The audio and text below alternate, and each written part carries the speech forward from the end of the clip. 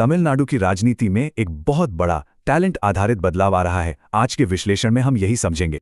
लेकिन सबसे बड़ा सवाल, क्या राजनीति में सदियों पुराने जातीय समीकरणों की जगह अब सच में टैलेंट ले सकता है? देखिए, दशकों से यहाँ की राजनीति सिर्फ और सिर्फ जातीय समीकरणों और क्षेत्रीय दबदबे के इर्द गिर्द ही घूमती आई है।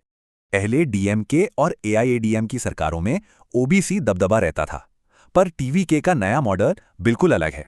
पुरानी परंपराओं को तोड़ते हुए इस बार नई कैबिनेट में अनुसूचित जाति के 6 नेताओं को शामिल किया गया है।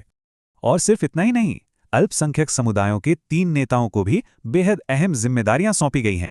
विजय का सीधा दावा है कि भाई इस बार मंत्रालय सिर्फ नेताओं के पेशेवर अनुभव के आधार पर बंटे हैं।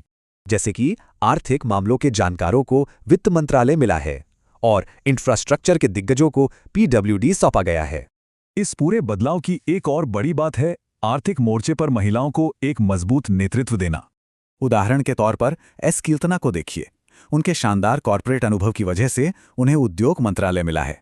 खैर, आमतौर पर मिला दिए जाने वाले खेल मंत्रालय को भी अब एक बिल्कुल नई और रणनीतिक पहचान मिली है। चूंकि स्टेडियम बनाने के लिए भारी कंस्ट्रक्शन चाहिए, इसीलिए आधाव अर्जुन अब खेल और पीडब्ल्यूडी दोनों एक साथ संभालेंगे। अब इस बड़े ऐतिहासिक बदलाव को देखिए। 1967 के बाद पहली बार राज्य कैबिनेट में कांग्रेस की वापसी हुई है। जहां कांग्रेस के राजेश कुमार पर्यटन संभालेंगे, वहीं विश्वनाथन को उच्च शिक्षा जैसे महत्वपूर्ण विभाग की जिम्मेदारी मिली है। तो चलिए समझते हैं कि स्किल और सामाजिक संतुलन के इस अनोखे तालमेल के पीछे आखिर कौन सी विचारधारा है। असल में टीवीके पुराने जातीय समीकरणों के बजाय धर्मनिरपेक्षता, सामाजिक न्याय और समानता को सबसे ऊपर रखती है।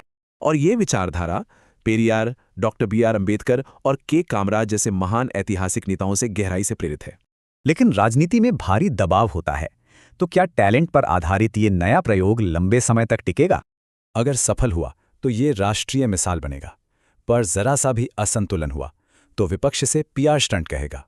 आम नागरिक करीब से देख रहे हैं कि क्या ये बदलाव राज्य की